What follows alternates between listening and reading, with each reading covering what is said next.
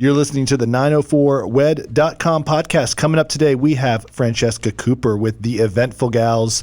We are going to be talking all about budgets, money. That is going to be some sexy stuff coming up in just a few moments.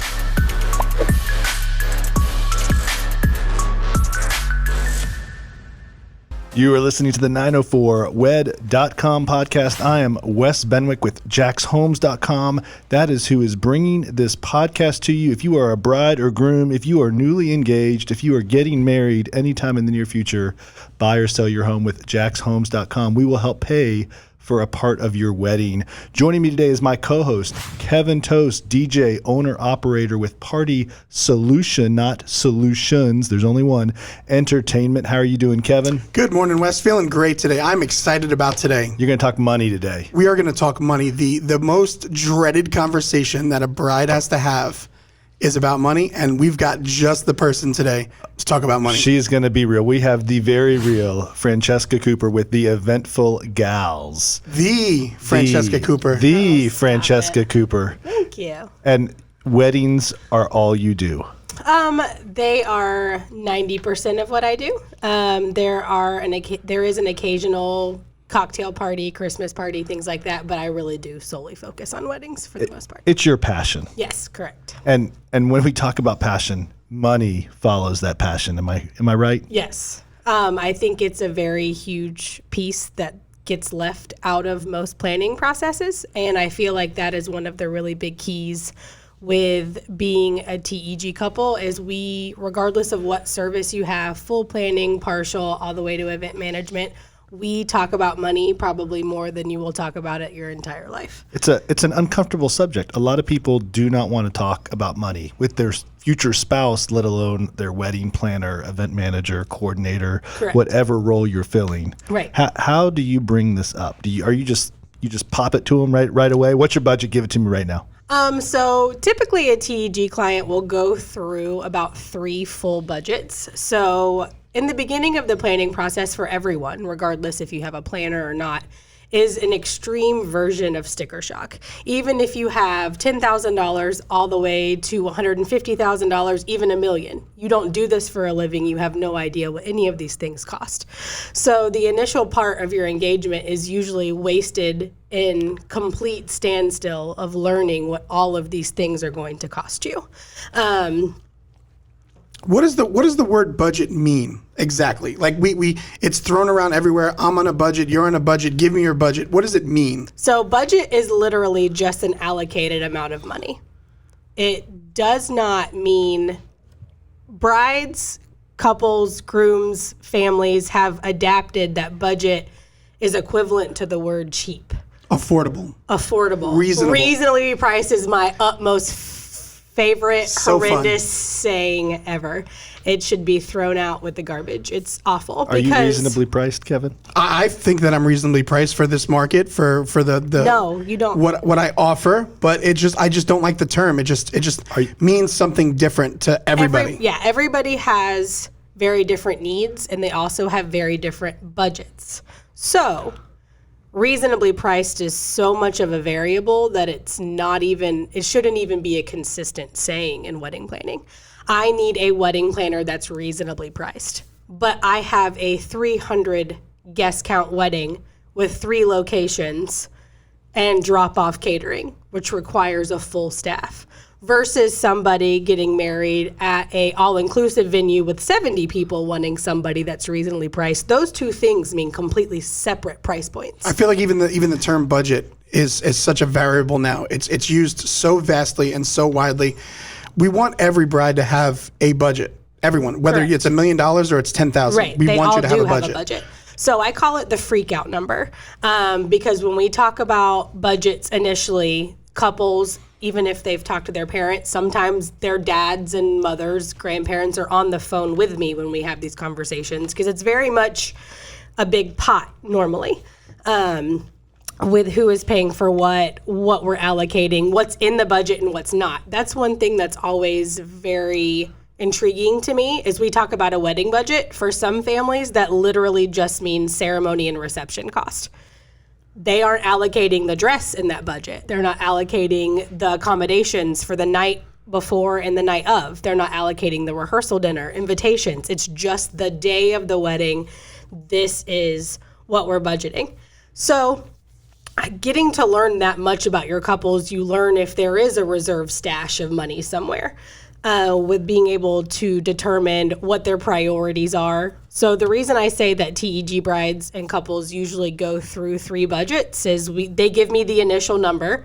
Where does that come from? Where does the initial number come from? The initial number comes from just the very first conversation. Like that number that they talked about where we sat around the dinner table and mom was like, okay, let's not spend over $30,000. That's that first number that gets thrown So the out. conversation with the parents first. I always encourage them to talk to their parents first. I've got to ask this question, especially in today's world, right? When things aren't as traditional as they used to be. Are parents still paying the bride's parents most of the wedding? What's happening nowadays? There's definitely a shift. I, of course, am a mother of boys, and I very much intend to help pay for my son's weddings. And I'm seeing more parents like that, especially when you're also getting, if you have a groom that comes from a family with a larger amount of money versus the bride or vice versa, you're seeing people overlap for the sake of them wanting to have a good wedding. I feel like now we're seeing a lot of the couple actually paying for their own wedding. We have the biggest population of couples buying houses before weddings, getting master's degrees, PhDs. Some are even choosing to have children before they get married and everything else. So we're dealing with a lot more 26 to 36-year-old couples that know exactly what they want. If mom and dad aren't going to pay for it, they're going to do it because nobody's going to tell them no, which is not necessarily a bad thing. Is anyone taking out a loan for their wedding? I feel that is a huge variable for every couple. I know couples, not necessarily mine in particular, that have taken them out of desperation because there was nobody to help them pay for a wedding. So they were either going to go to the courthouse or they weren't going to have anything. But then I personally have a lot of couples that pull out $10,000 Sky Miles credit cards and pay for their entire honeymoon paying for their wedding. So there are definitely smart ways that you can use debt lines to better your experience and actually get rewards from paying for wedding vendors. I have not experienced a couple myself that went to the bank, pulled out a $25,000 loan just because they couldn't afford it. Anybody that's ever pulled out a loan, it was a strategic plan, and that was exactly what they planned to do from the get-go. How awkward is this conversation with a client? For me, it's not. Like a total stranger, just calling you up, first consult. Nope. How much money you got? Yeah. It's that's what you're saying. I mean, in layman's terms, yes, that's exactly what I'm saying. But also the way that we pitch it, and I pitch this from the get-go, is I want to come as close to perfection as humanly possible. I cannot do that for you if you are not comfortable with the way that you spent your money and if you have not spent it in the correct So it's not from like a catty, like bougie standpoint. Nope. We're not like, oh, how much we got to spend? No. It's strategic. It's not from a design standpoint at all. It doesn't matter. Like I said, we have budget conversations with even event management clients where technically I only come in 90-ish What does that mean, out. to cut you off? Event management. Event management. So day of coordinating doesn't exist. So if we could all throw that out with the garbage as well, that would be wonderful. Crumple that up. Crumple that shit up. It I had doesn't no idea. exist. There's no day of coordinators. That's the term most widely used currently. It's the term most widely used, which makes me really sad. Leave it to Frankie to try to change things here single-handedly. Because we're now we have paid someone to run our day smoothly, but we're expecting them to know how to do that coming in the day of and throwing tablecloths on. How do you coordinate anything when you don't know what's happening? So in the pyramid, though, just to be clear, wedding planner, that's the highest level of service. Now there's a you could description provide. before that. There's adjectives: full service, Full service wedding service And wedding design. planner. planning and design. Yep, All right. So we have that. Then- That's the highest level. that is. All right. What's the next rung? So then after that, we customize packages, but it's partial. And so that's partial service is basically full service, but without as many in-person meetings. I don't always, my full service clients, their invitations come to me. I mail them out. I stamp them. I take them to the post office. Their RSVPs come to me. I track them. I keep track of their menu choices and their guest counts. And these clients, no emails ever come to them unless I choose to send it to them. The vendors literally do not have their contact information unless it's a phone number. So if you're a successful, busy couple, you don't have time to dedicate to this, but you want to have the best possible wedding. You want your vision to be hit. That's what you want, a full service. Full service. You're doing it all. And it's definitely not full service has a bad rap for couples that say they enjoy planning. They're very type A, they're very hands-on. They automatically shut down that they want a full service because they want to enjoy it. Our full service clients still very much plan their own wedding. They go to their tastings, they pick out their invitations, we pick out their rentals, they pick their vendors, but it's a very escalated and elevated experience for them. Now, we've had super professional, type A, super organized clients still hire you for full service. Correct. We have a few right now. And it's not something that just if you need help or just are not good at it or just might just be you just don't have the time, might just be you just don't want to. Correct. We actually have a client coming up in February where she said, she could easily have kept track of things. She has no desire to. She'd rather spend her Fridays, Saturdays, and Sundays off enjoying it with her fiance while I go through budgets and crunch numbers and find menus. And I venue scouted for her for 8 months and only brought her to 5 of them, where she would have gone to probably 13 to 17 venues looking by herself. You're the real estate agent of weddings is what you are. You're their agent. I mean, let's be real. Yeah, hopefully that's how they feel about me. Well, I see some that are I call it the wedding architect, where they take a bride's full budget, whatever you got in the piggy bank, I take it all. I give you this wedding. That's not you? No. Here's my budget. Right. I'm going to show up on my wedding day. Handle it. Yes, some of them. Okay. Some of them. What do you call that? That's not full service. That what? Yeah. What'd that be? I'm the client. I'm the bride. I did nothing. Did absolutely nothing. No venue. No Here's vendors. how much money I have. Yeah, here it is. Plan my wedding. Almost destination-esque, but just like, I just seen it. I heard about it. I read about it, but like, does it exist? Like, are there brides that are out there that are like that? I'm sure it does exist. I haven't had anything to the point of where I had a client that did not want to stay in contact with me. I don't know if it's because my brand is to make sure that we're connected before they give me a deposit, or we don't have to be best friends, but there needs to be some kind of repertoire there.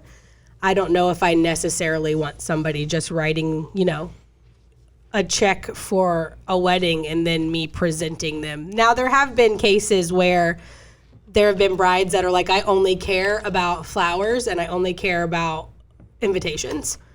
So present me with the rest of these items, and then them and the fiance would choose those, but I would do all of the back end work. So they still have to make the decisions regardless. So full service, and then partial is just a variation. It's a variation. Right, and then event management. Event management. So TEG's event management might be slightly different than other event managements. That's every different company's prerogative to how they want to use their base service. But it's a term that's coming out now that brides It's coming should out be aware now. of. Yes, they should be aware of it because, like I said, day of coordination is complete crap. So, complete. Complete. We're going to talk about why it's complete crap, but I have one important question Yes. before we take a break. Are happy endings always included? Yes, Always. always. Use the Eventful Gals. Use TG. You're always Happily getting ever after. a happy ending. So, and I've got to ask. I think this is probably one of the biggest myths or misconceptions out there. If you're a bride, we know you need your budget. You come to you with a budget. Are you going to spend everything down to the last dime, no matter what? Like, I feel like some people are like, no, if I use a wedding planner, that just means I'm going to blow my budget or spend more. They're going to get me to spend more than I want. Do I ever get a refund?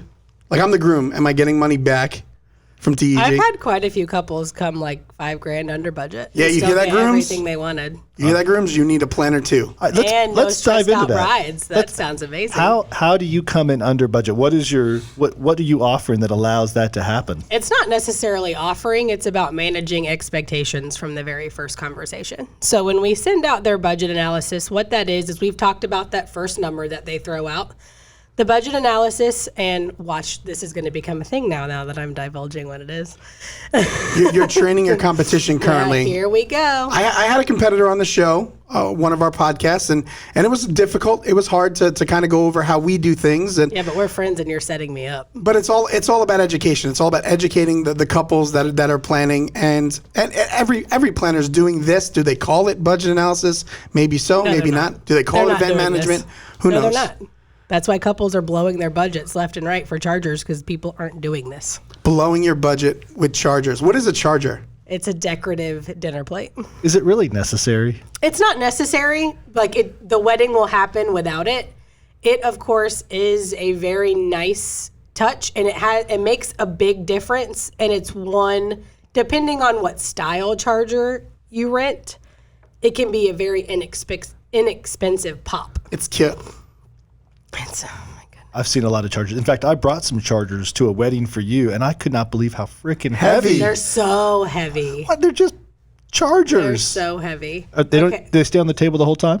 No, they're usually cleared after dinner service. You ever see a guest use it as a plate Yes. and go hit the Do you, buffet? do you take video of them, make But fun of them? I am very pre-plated salad oriented, so usually that doesn't happen because I personally release the tables. So when I release guest tables, I tell them Which that the is so plates are nice. at the buffet. No auctioning off tables. DJs do not belong on a microphone going, table one.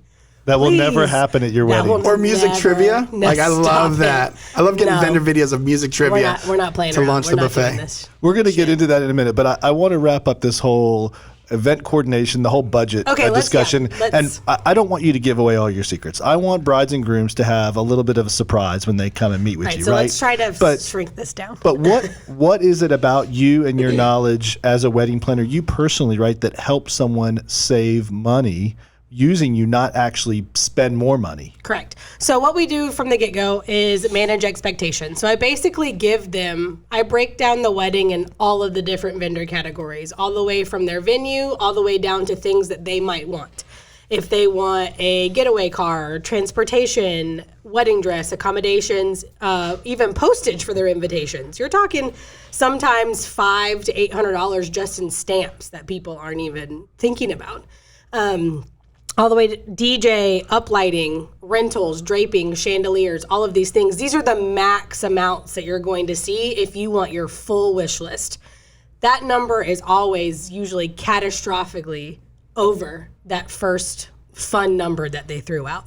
So then the second conversation is generally about budget expectation. Like, okay, videography and DJ are very, very, very important to me. I want to stay high on those budget Are you lines. just saying that because Kevin's right here? No, it's just, I alternate it. But I'm about it though. I'm digging this. Please send me a bride that says DJ's number one on our wish list. I feel like we just booked one, so I don't really need you to come my throw me gosh. some shade. So, River House next year.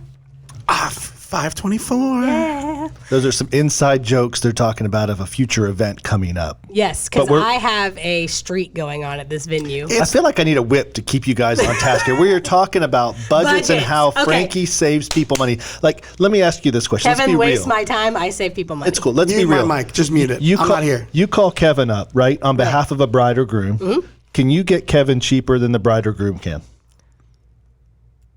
In general. That's what I'm wondering. Like, can you save them a couple $100 that way? Can you call the florist or the rental company or whoever? Do you negotiate prices on behalf of your clients? No, You do not. I don't negotiate prices for them. So there are rental companies that offer incentive packages for certain planners. Because we do all of the in-between work. You don't have a client that's emailing a rental company every week. I want to change my 120s to 132s and my Navy to midnight and all of this in-between stuff. That's usually all coming from the planner. We take out all of the middleman and we also help set up. So there's usually a 10% incentive. So when you're talking about a rental invoice from $2,000 to $7,000, that's anywhere from $200 to $700.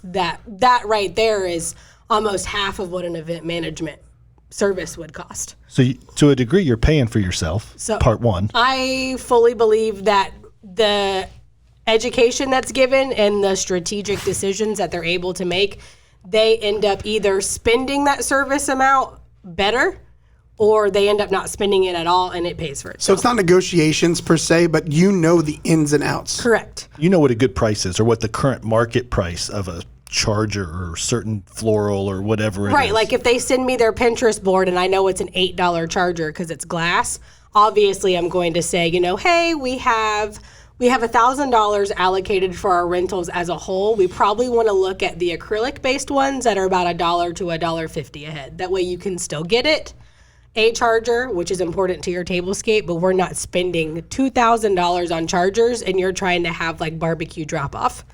These two things don't match, and nobody is telling these brides this, or couples in general, not just brides, couples in general ahead of time, because then they've already started putting down deposits and spending money, and then they just keep on spending it to make up for the initial decisions in the beginning. You mentioned rental incentives and on their decor and things like that. What about other vendors? Do vendors offer incentives for off days per se? Like, do you know that? Do you calculate that in the budget analysis? So whenever I send out their budget analysis, it's never based on if it's a Friday, Saturday, Sunday. Now, if it's a Monday, Tuesday, that might be something. Who's but getting married on Monday or Tuesday? people will venue, anytime that you have like a full service venue, their food and beverage minimum drops over half. Wow. Destination makes a big point too. Yeah. Giving your guest, an opportunity to spend the weekend on the First Coast by having your wedding on a Thursday, starting off the weekend, or a Monday, closing out the weekend. Holiday weekends, Labor Day, Memorial Day, things like that. You're talking like $20,000 food and beverage minimums dropping to $7,000. This is huge. Yeah. $7,000 at some of the marquee places And that are. anybody that's got a food and beverage minimum usually has anywhere between a 20 to 22% service fee added on top of 6.5% sales tax. So you're talking about spending $8,000 to $4,000 in stuff that you will never see. So, and this is some of the advice that you're offering brides and grooms when you're looking at their budget and what their vision is. The way you're saving them money, let's just say, is you're looking at all the different options. You've seen literally, I would like to say, about everything. How long have you been doing this? A decade. A decade. A decade. It's magical. 10 years of wedding experience. You've done over 1,000 weddings. Then. Watching a tax attorney work by all the ins and outs that they already know, that they've already been trained, is like watching Frankie manage a budget analysis. The ins and outs of things that she already knows. The fact that she already took your budget for your food and already accounted for the 20 to 22% service fee and the 6.75% sales tax is just astonishing to me. It's something that brides get sticker shock over so often that just gets done. It's just magic. It goes on a spreadsheet and it's already taken care of for you. It's gold. It's honestly one of the best, and it's the single best investment you can make into the success of your wedding day is by hiring a planner. Not the DJ. That's number two. That's number two. Because you got to have a really good party, or else everybody's going to remember. It's not nearly number two enough, in my opinion. So couples to be planning, like, let's get the photographer off that number two spot, please. Let's get the DJ back up there. Come It used to be on, that Oh, way. man. Shut up. It used to be that way. I can't No. wait till we get a Can we photographer on this not podcast and have this Tear exact you conversation. A fucking new one. Why do you do that? They're going to have to be my best friend, or else Why do you do that? Why are gonna you? be- Why are So you pictures, hold anti-photographer? on, it's jealousy. stop. Pictures last forever, and you need a really good party. Those are they're both very, very. So can we very, share the very number two important. spot? Sure. Can we just not kick somebody off with your ego? It's on a list from 1 to 10. What's the most important thing? Somebody has to be number one. I just put you up the top spot, just to let you know. I don't have to be number one, though. But I put you there. But to each couple, their priority On my is list. different. This That's is my why list. That's why I do event management and do full planning, because to some couples, I'm number one above anything and everything, and it stays that way. And then some are like, "Oh, my venue said I needed to have one, and I like you the best." Is there a major jump in price between event management and full service wedding planning, especially when you consider the amount of money that you might be able to save someone versus them trying to do it on their own? Sorry. So it's a jump, but that's why we do the customized package option, because obviously I don't like couples feeling like they have to bend their needs into 3 tiers: full, partial, event management. Sometimes it's very, very much in the middle.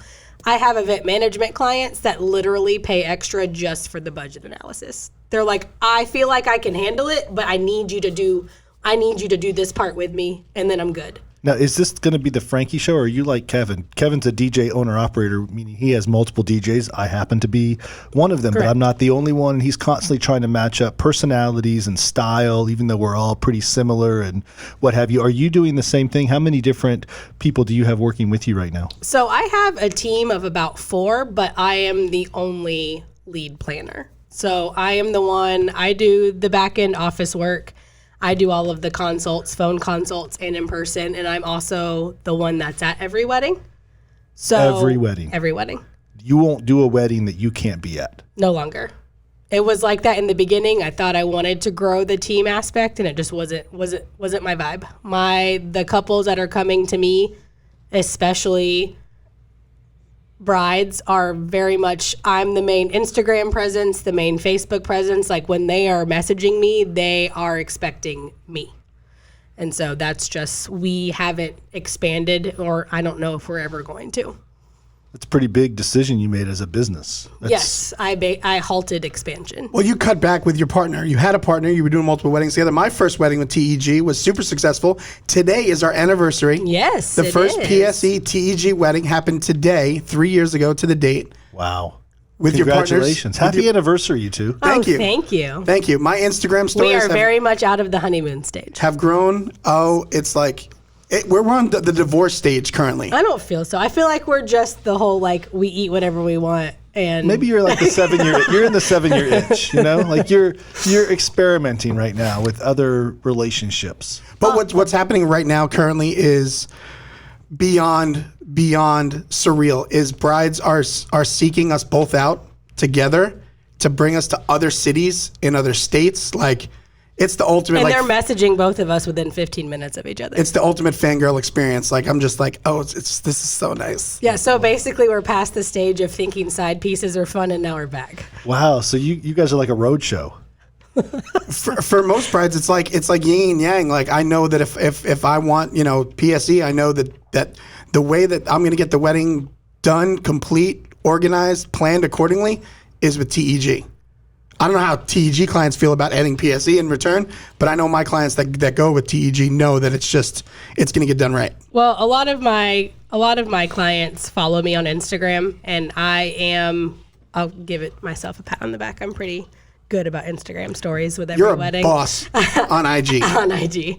So a lot of times my couples, like when I send them their recommendations, are like, oh my God, I saw Kevin last week at the White Room and I have to have him. Because they saw the lights, they saw the mixing. Like I also always tape his transitions because regardless of what. You tape them? Yeah, record them. Sorry, not tape Try to them. use modern terminology. But regardless of what most people say, their DJs don't mix anymore. Let's break that down real quick. We don't need to go stroke Kevin's ego any more than it's already been stroked. I'm it's enjoying this thoroughly. Pretty huge. But Frankie, It's ridiculous. But so everybody knows we were colleagues before we were ever friends. all right, fair enough. But you see a lot of DJs. You don't only do weddings with Party Solution. Correct. As much as we'd like to believe that, there are other DJs. As much as other people would like to believe it. I'm working on it. There are other DJs out there, although I Correct. definitely think you need to go interview them all and interview the ones that are licensed, insured, and have backup and the right gear and whatever. But you're talking to a bride, right? You're talking about And make sure their number 1 DJ has the same shit as their number 4 DJ. very important, right? Maybe even their number 4 has better shit than their number 1. Just as long as they have the base same shit. I love this. I'm just mute my mic and you guys just go.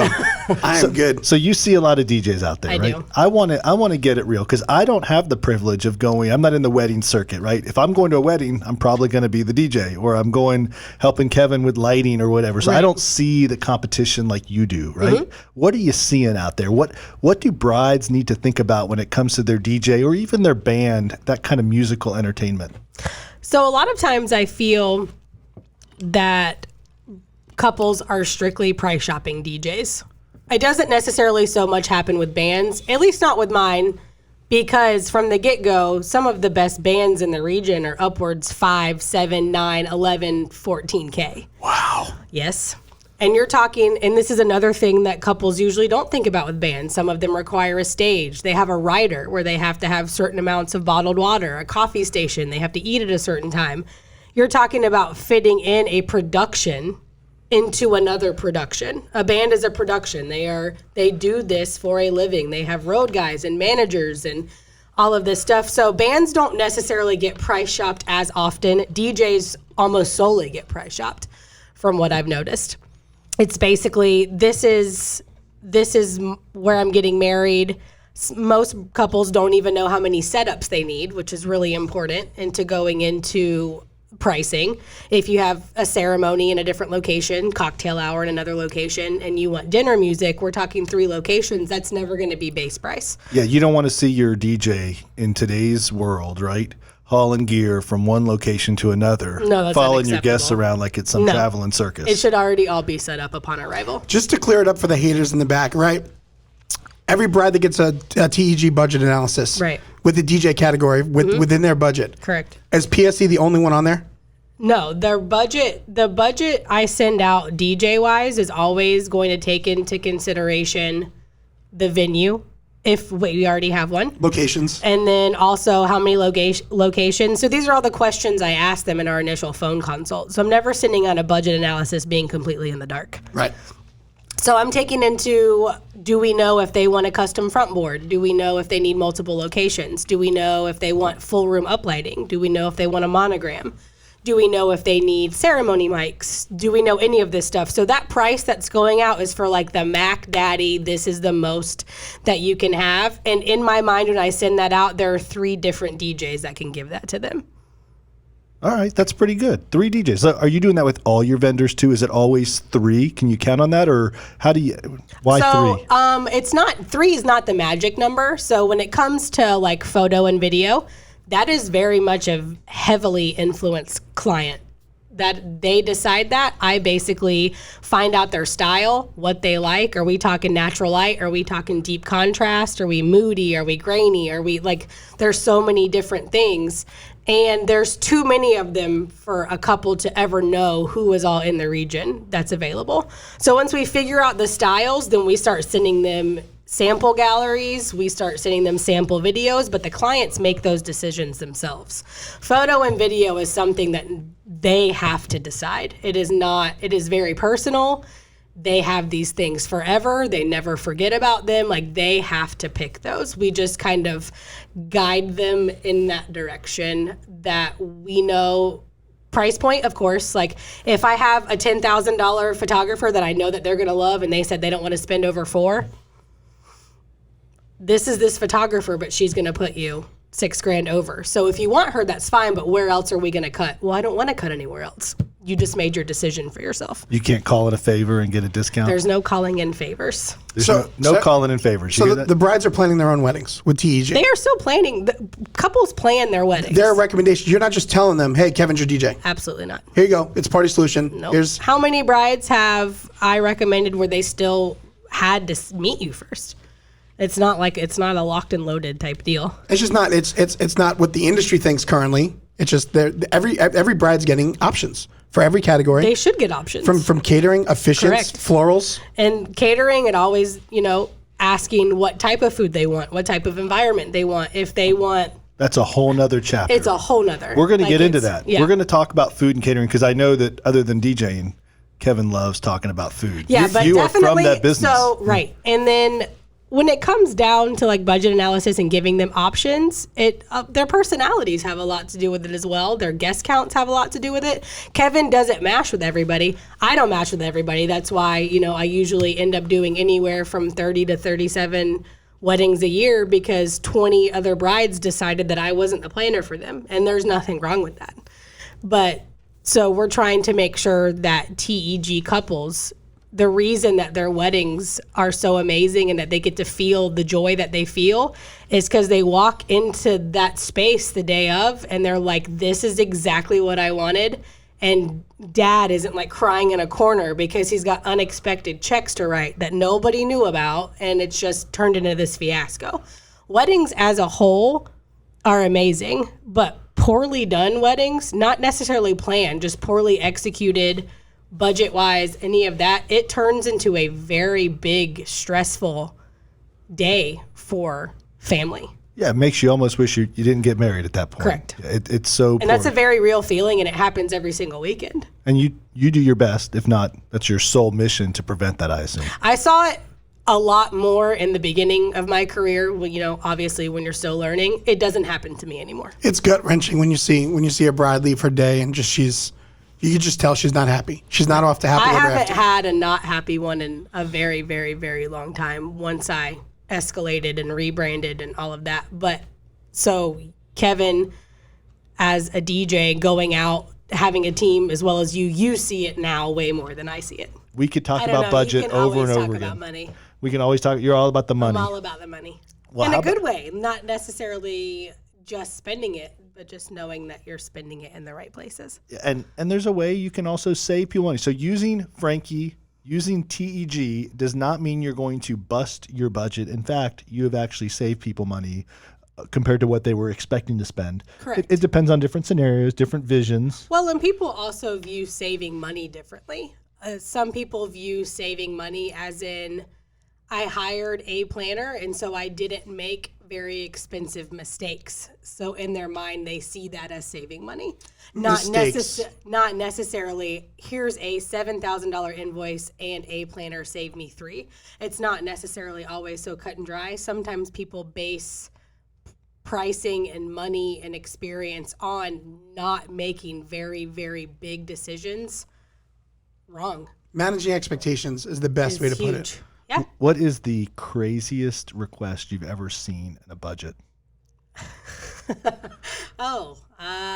There's one of the biggest ones is trying to fit a guest count in a venue it doesn't fit. And Is that a problem? yes, Does it happen all the time. frequently? Yeah. And it's not the couple's fault. A venue's job is to sell the venue. Give it to us real, Frankie. Yeah, we're not sugarcoating you. I know. All right. So a venue's job is to sell the venue. It's not necessarily to sell the client their wedding. The planner wants to sell you your wedding, how you want your wedding, how you want it to feel, how you want it to look, how you want to experience it, and what you want to spend. Venues want to sell you the venue. So who do you trust? You're saying don't trust the venue when they say it can hold 200 people? I'm not saying don't trust the venue because there are a lot of very honest venues. There are just a lot of non-honest venues. How do you know? Hire a planner. Hire a planner? Hire a planner. right I've there. had multiple couples come to me and say, "Oh, I have this venue, and they said it can fit 250." But we want a band and we want a statement bar. So when I say statement bar, like we're bringing in a bar from Beachview, All About Events, Lux, like it's coming from a rental company. Name drop. And we have She's name dropping, isn't she? I'm named here all for of it. them. Just okay. give it It's to us all raw. And we have bar backs and we have florals. And so I know that that's going to eat up 10 feet of space just in the bar. A stage is going to eat up 16 feet. And now your venue has now told you that you can do 250 people, but they're not counting a dance floor. They're not counting a bar. Or if you want a second bar, or if you have a photo booth, or if you want buffet instead of plated. And now you've allocated for 250 and you can only fit 145. Are you feeling overwhelmed? This is all real estate. It's all square footage. I didn't bring a tape measure today to know I'm feeling a little stressed out. these right poor brides, like what it's like to go out and look at And these they venues. do this by themselves. And they do it with a fiance that's just like, I want to give you whatever you want. Please just stop being pissed off about this. And mom and dads that are like, how in the hell does this cost this amount?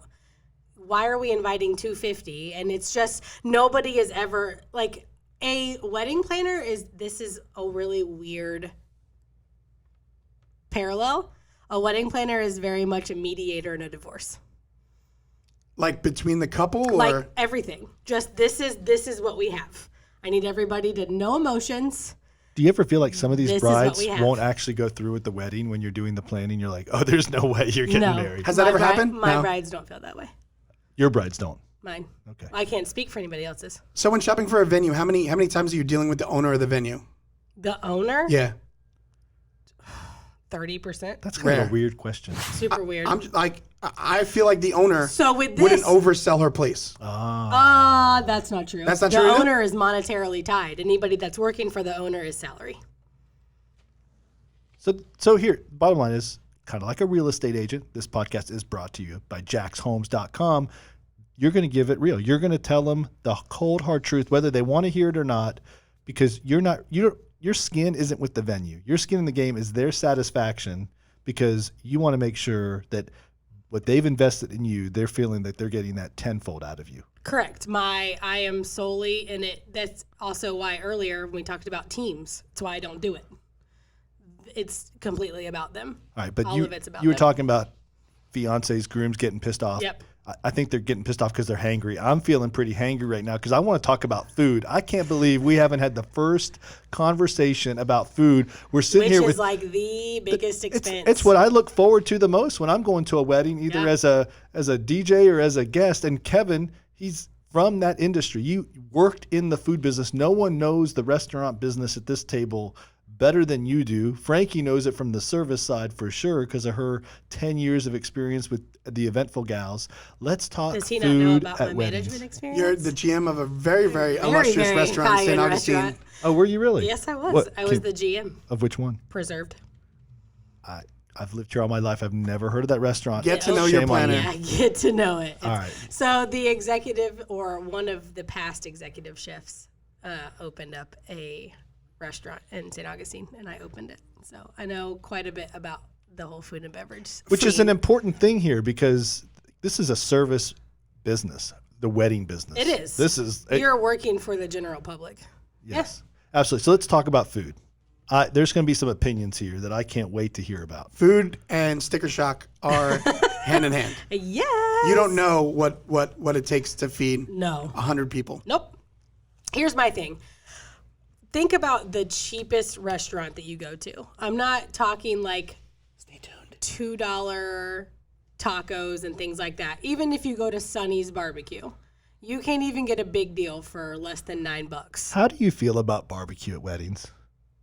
I don't have a feeling about it. I more, as in the style of food, I have very strong feelings about it, how it's presented. All right, so it's not really about the not type about of the food. food. It's the presentment of the food. Yeah, and it's not, and I'm not Presentation. talking, I'm not even talking plate presentation. I'm talking, are we doing drop-offs at weddings are unacceptable. Let's talk what that is. This is not So- what you think maybe, right? So drop-offs at weddings, it should never be acceptable for anybody to drop off food and go. Drop and go. Drop and go food Is a no. is unacceptable. Bite Squad, No. Grubhub, It is- whatever they call it, does No, not even- belong at your wedding. Even restaurants like that are offering wedding catering and the couples don't want to pay for service, drop and go food is dangerous. It is getting dropped an hour before the ceremony and it is staying at non-temp for hours. From the food industry, food temperature is How is a that even huge thing. allowed? It's allowed. How? It's because there's nobody there. Half of these venues don't even have anybody working. There's no regulations. Yeah, it doesn't even nothing. come back on them. They delivered it, and if 5 hours later it gets consumed. Yeah. Like I had a brunch wedding once, and I had eggs sitting out on a buffet, no sternos. No Drop and go. Because there's nobody to put the chafing dishes, light a sterno, serve it. There's no proper utensils. There's no staff. There's nothing. These places are dropping off this food and letting guests just have at it. And brides are like, okay, that's cool because it's $8 a head. And they're saving the service charge of the 20% is what they're ultimately really trying to do. So this is why I don't see this as much, because in my initial consultation, if I were to have a couple that said that that's what they wanted to do, I personally would charge them staff. Like that, I won't have that happen at my wedding. Period. Period. Like you're gonna pay for staff because we're gonna do this correctly, regardless. I mean, this is one of the, it's the right thing to do for your guests, the health could and get safety sick. of your guests. Yeah, It all it's comes down disgusting. to the guest experience. We talked about the just overstuffing the venue. Now we're talking about food temperature. Yeah. Giving a guest cold food or undercooked food or food not to temperature. It is dangerous. John Taffer would flip your buffet over Right. at your wedding if you saw that your food wasn't on sternos. That's a wedding show I want to see. Yeah. John Taffer coming in and just ruining the Wedding rescue. wedding rescue. I And like guest experience for me is very, very important. Like we go in our pricing, there's always a minimum of one other team member with me, because upon guest arrival, there is somebody. They are meeting a face, not a sign. This is guest book. This is gifts. This is where ceremony is to answer questions, bathroom, water fountain, whatever, because all of that attributes to how that couple feels about their day when they're at brunch and they're around 30 people and nobody's bitching about how upset they were at their wedding. That also is money. So I really thought when you were talking about food presentment, we were going to talk about buffet versus plated versus action station. Is that so many things? what do you give it to me raw, Frankie? What are your feelings there? So my favorite combination is a buffet with a pre-plated salad. It is not for my couples that are very particular about their place settings. So we have couples that want a menu and place cards, and they're very, very particular about how every setting is.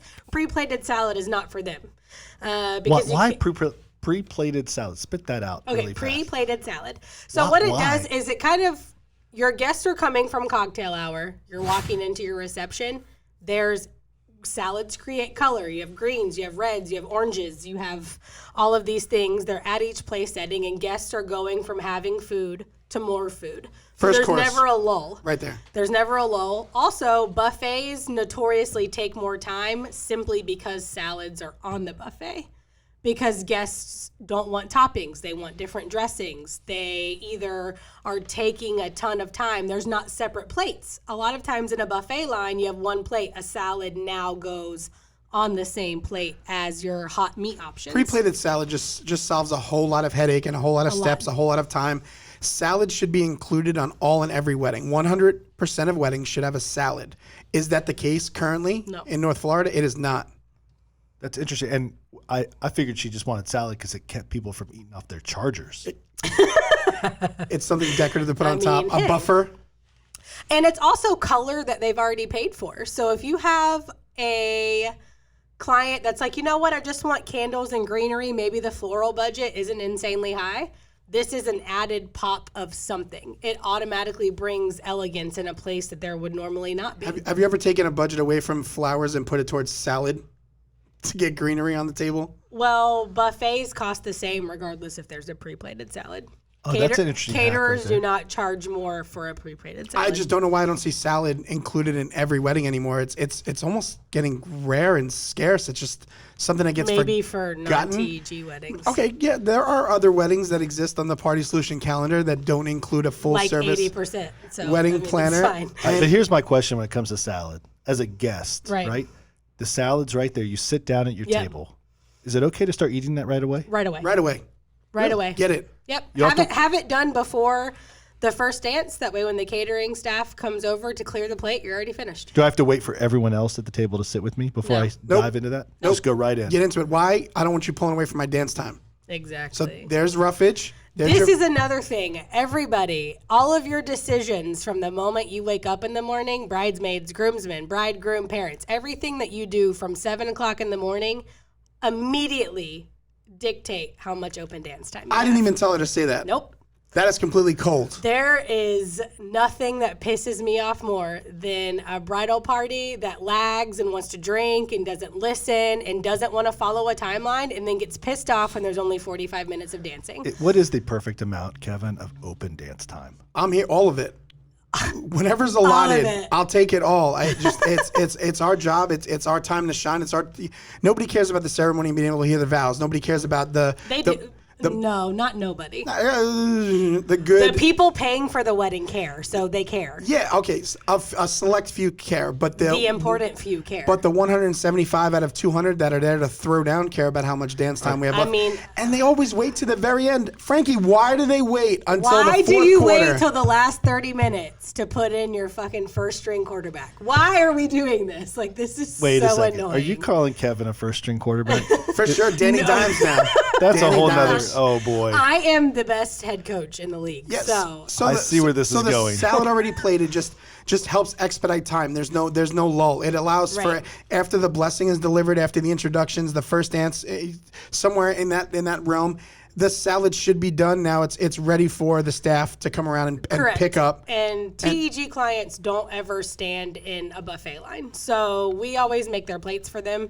So once we make their plates, it's always amazing for all of family tables, bridal party tables, wherever. are completed with their salad, and then we immediately just start pumping out all of the guest tables, and It's the the line flow. goes really smooth. We It want just it- we creates want a it to flow roll. the entire day. We want it to roll. So the first course being plated, it's done. It's out of the way. Now, noted, if you decide to not do pre-plated and I'm your planner, it's fine. I can't speak for the rest of you. It is okay to do a deconstructed salad. I think that's what they call it. Yeah. Yeah. A deconstructed salad. It's So basically, it's so there's nobody spazzing out about allergies, where you would put all of the salad in a bowl and have guests pick out their salad and do, like, if this is if the salad was on the buffet, not pre-plated. yeah, blue cheese, mandarin oranges, nuts, all in the one salad bowl. Everyone's gonna sit there and kind of pick out. Well, that, and then you've got the peanut allergies, and then you're going to have a dairy allergy, and then you're going to have all of these things. So deconstructing it is also very beneficial for. In layman's terms, it looks like Ruby Tuesday is out Correct. of the buffet, so you can kind of Yes. build your Yeah. own. But also, there is a catering company that does really well deconstructed salad bar, and we also put it off to the side. That way, it doesn't hold up the main buffet line. So I'm always about trying to get all of the guests in, out, and at least sitting down in under 45 minutes. It just needs to be there. I plated, does. It needs to be there. deconstructed, fully constructed on the buffet. It just needs to If be at a you wedding. go to a fine dining restaurant, you're always generally expecting to have 4 courses. You're expecting to have hors d'oeuvres, salad, dinner course, and dessert. You're literally throwing a wedding. Some people are throwing a wedding that's 30,000, 70,000, 150,000. There isn't a reason for there not to be a salad. It's, you don't expect it when you go out to eat, but yet this is something, I don't know why it's not getting included. Some of the barbecue restaurants, and I'm here for the barbecue restaurants at the weddings. It's you get what you want. It's meat. It's delicious. It's hot. It's ready to go. You're so cute. Yes, some of them don't include the salads anymore. And for brides planning, that attractive budget number of the $16-20 a head. It's so pretty when you're But looking what at does it actually mean? What does it include? How cocktail hour? This is another thing budget wise that we talk about. So, okay, we have a barbecue restaurant. We've added for them to serve the buffet. That's it. They're going to serve it and they're going to leave. So who's going to pre-bus your tables? Who's going to take out the trash? Who's going to clean the kitchen? Who is going to, if you have that restaurant now doing bar service, who is going to do all of this Cut stuff? your cake. Yeah, cut your cake.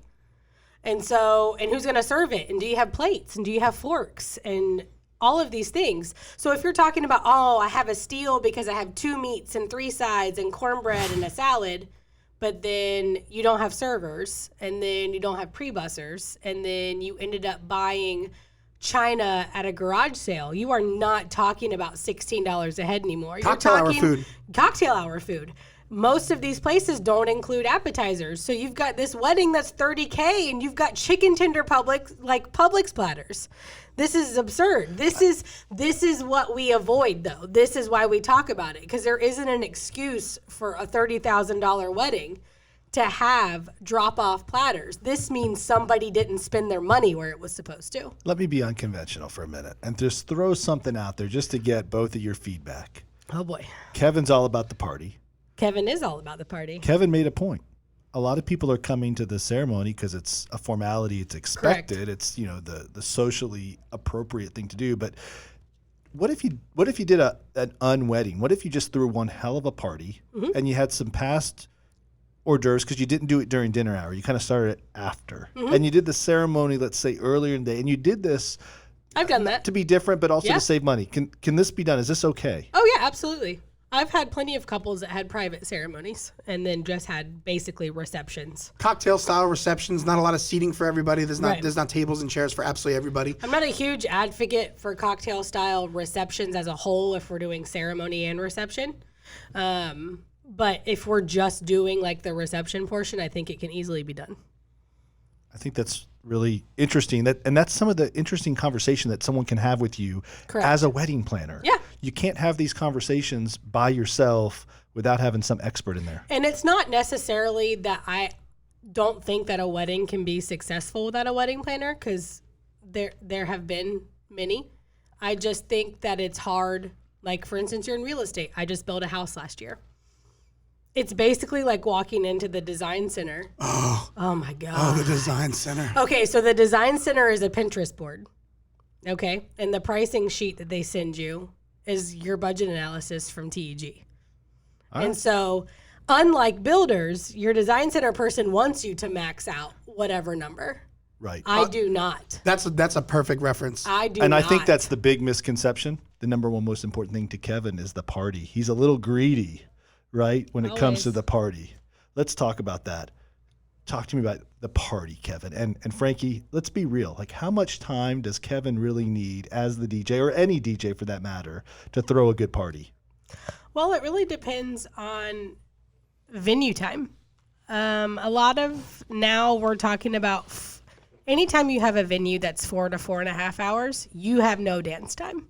You have time for your ceremony, which is 30 minutes, a cocktail hour, which is an hour. So now we're at an hour and a half. Dinner is going to be another hour. So now we're at 2.5 hours.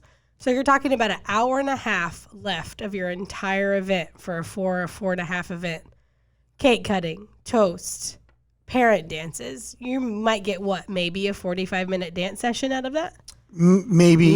If nothing goes wrong, you'll get that. And then you still have your last dance as a couple by yourself and your exit. I mean, your entire day is gone if you have 4 and 4.5 hours. Yeah, 45 minutes if you have a sparkler exit or a grand exit plan. That usually takes about 15 minutes out of that 45 to get that organized, set up, and done. So now we're at 30. I've done weddings where I've been 25 minutes. I've had to slam in 8 songs as best I can. And 25 minutes is not what anybody has planned their entire life for. Like, your Pinterest board doesn't do you any justice with a 25-minute dance session. It's disappointment. And our weddings together, and most of Party Solutions weddings in a whole were 5 hours. And now we're seeing more of a 5.5 hour standard. Oh, yes, I love it. So 5.5 hour is the TEG sweet spot. So it's where I really like it. 5 hours is good. Like, if you have a 5 hour, that is fine. Don't feel like it's not good. You just have to make sure that you have to think about guest count, how long it's going to take to get through buffet. If you have plated, if you have duet plated. So duet plated is where all of your guests get the same 2 proteins. You don't give them a choice. Plated is where they each send in, I want chicken, I want fish, I want beef. And then your catering staff has to read escort cards. And so it always takes time. Duet plated pumps out pretty fast. But also we're talking about major price differences with that. I'm a pessimist by nature, so I always plan for the worst and hope for the best. So in 5.5 hours, I can legit say that we're going to get probably an hour and a half.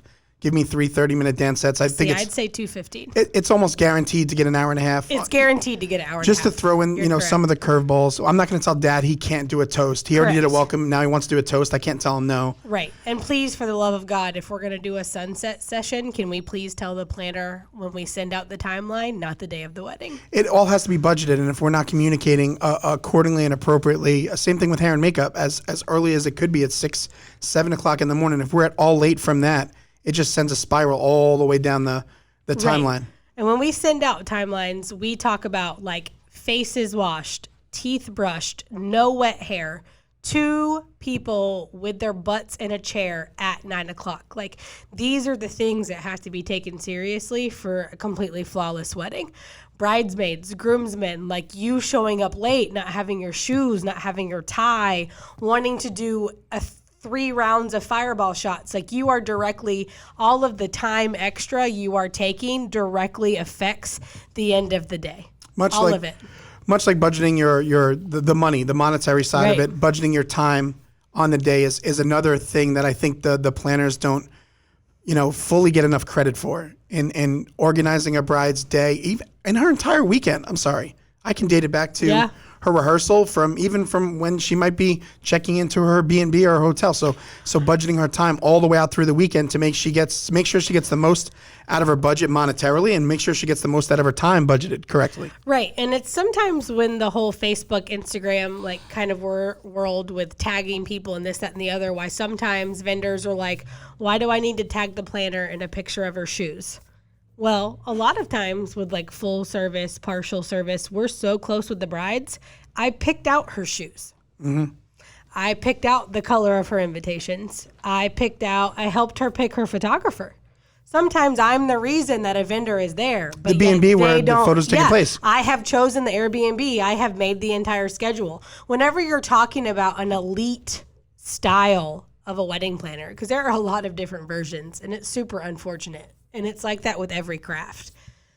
You're always not getting what you think you're getting and it sucks. But I can only speak for what I do for my clients. So mostly for my clients, even event management, I am making a schedule for them from the second they open their eyes all the way till they leave at the end of that night. Like I deserve credit for that entire day. Everything that happens has usually happened because of me, or the way it has happened is because of me. Like that is how invested. It's not just the reception. It's not just the vows. It's not just the room reveal. It is all of it because your couple can't feel good unless they feel good the entire day. You love you some room reveals. I fucking love room reveals.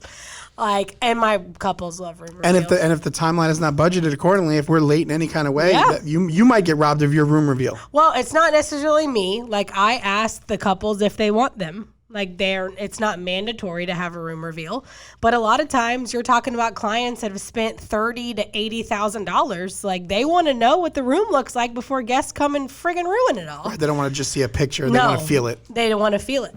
They want to have, and that's one thing, that comes into preferred vendors list and client experience. Like Kevin, he will literally, we talk about the song that we're going to play for a room reveal. Like that's how down to the smallest detail we get with our clients. Cause we literally, this wedding, they're never going to get this back. They're going to go on to buying houses, having babies if they choose to, having dogs, cats, whatever. They are never going to have this wedding day ever again. Elegance, so the smallest thing and is so important. We're trying to pull tears, much like the florist is. So important. Like what, last room reveal, I was off in the corner sobbing like a little bitch. Like it was ridiculous. On some of the big ones, you definitely get caught up. Sob, yeah. It's like The Young and the Restless, real life. There are people that want their forever home. There are people that want their forever wedding. That is what this is all about. Planning it to a T, right? Making this a once and done. And this podcast is a once and done. But we will be back. We have more to talk about on future podcasts with Frankie, with the Eventful Gals.